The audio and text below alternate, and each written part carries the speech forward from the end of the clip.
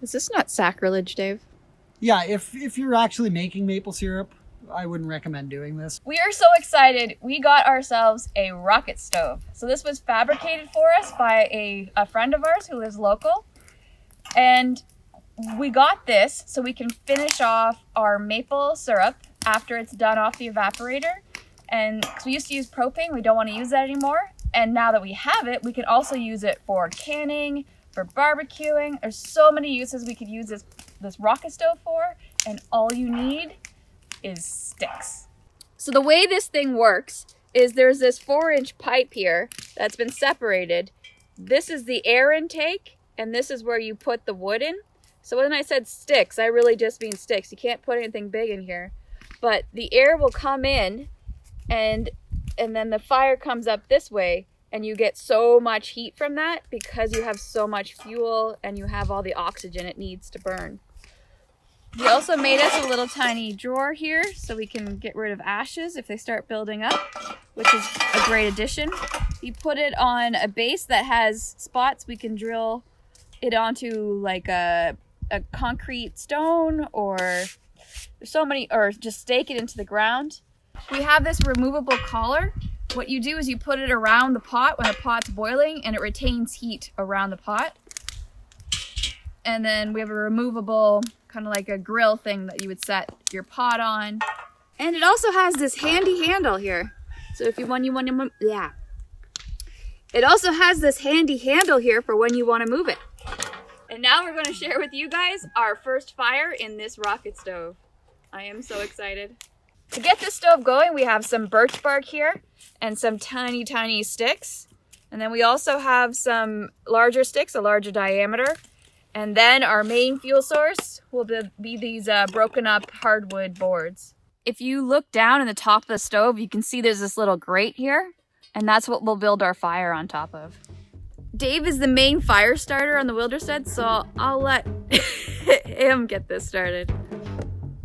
First thing I'm going to do is just drop some of these larger chunks of birch bark into the top.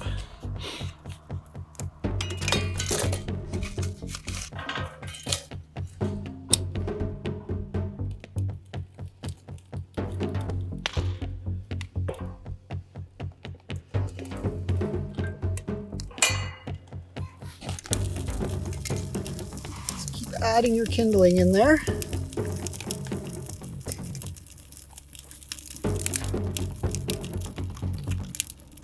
Start adding in some slightly larger pieces of wood now. Already got a good flame going here.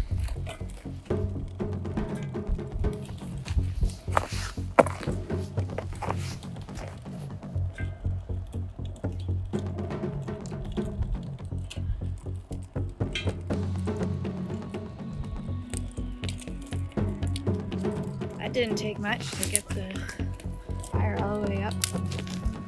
Start feeding a few pieces of the hardwood in here now.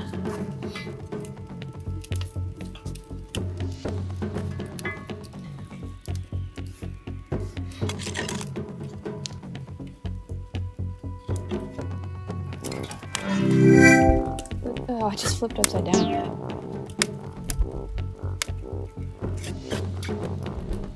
Like literally just flipped upside down.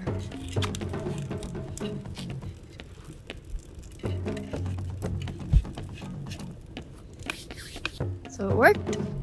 So far, flames are shooting out the top. Yeah, that's hot. Are you excited? What if we made hot dogs? So Dave, you got the rocket stove going. What are you gonna cook for us? Something very special. Let me show you.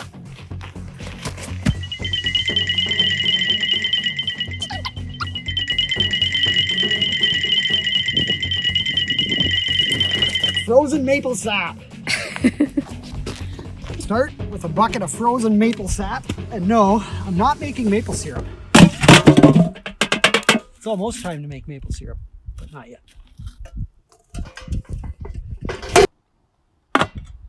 So this ash box can also be used to regulate a bit of the airflow. Opening it up a little bit gives it a little more draw in there. If you want to get things cooking really, really hot, close it up, reduce your airflow. There's also the holes in the side here, and those also allow the air to come in and rise.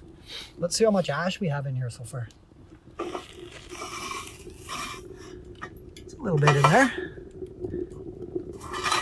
That's nice though, so that you can just pull that out, dump it out. You got maximum airflow again. We're about 10 minutes in, and that block of frozen sap is melting nicely. I don't know if you can see down in here, but the flames are coming up into the collar, which is very nice.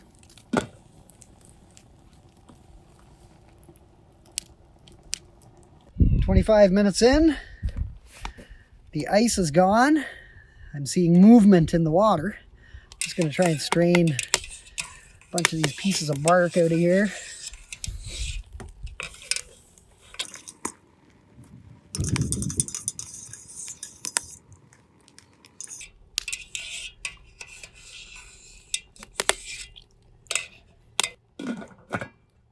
So what's your first impressions, Dave? I'm liking it. Yeah? Yeah, definitely. That probably would have been boiling in like 2 minutes, 5 minutes, something like that if it wasn't frozen. You can just hear the flames pick up when you feed it in there. Pretty cool. Sounds like a rocket, that's for sure. We're up to a boil. It's been about 30 minutes from the frozen block of sap. Now, there's only 2 ingredients to this amazing recipe. The sap and the juicy jumbos. Into the boiling sap. They go. It'll just be a couple minutes. Don't worry. Is this not sacrilege, Dave? Yeah, if you're actually making maple syrup, I wouldn't recommend doing this, but we have 1 bucket full of sap that froze solid because it's been minus 20 for the last, I don't know, few nights. So that's why we're doing this. Are you protecting your stick, Caddis? You don't want Dave to use that stick. Are you protecting it from the fire? Can I have this stick? Can I have that? Or is that your stick?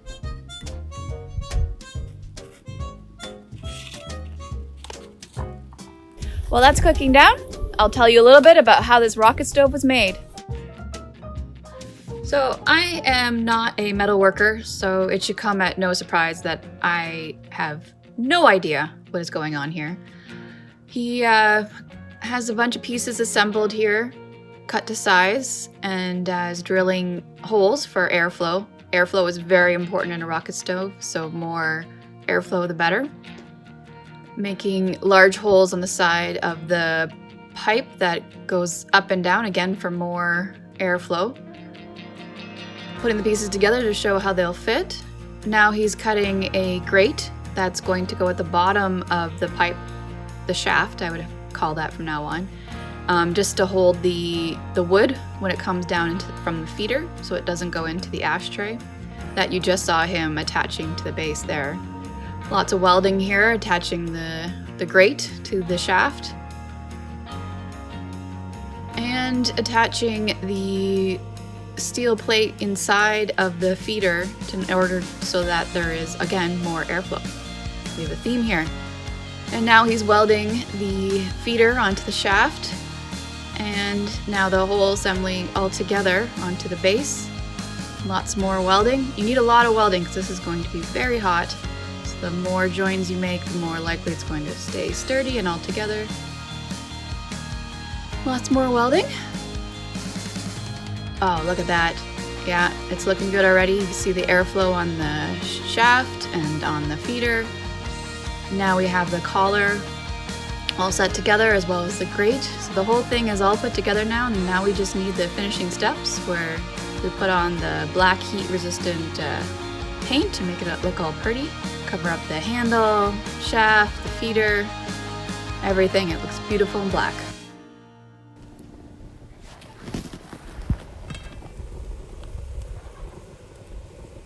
Almost there. We are ready.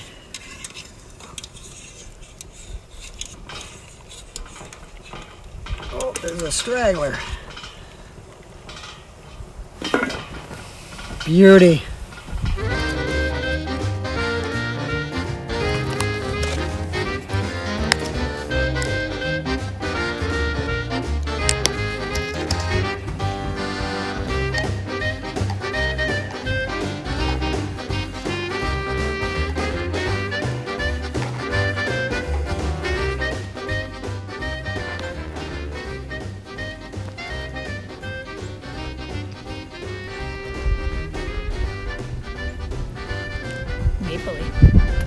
From frozen maple sap and frozen hot dogs to a tasty treat in 45 minutes. Dan the Ugly Mug approves.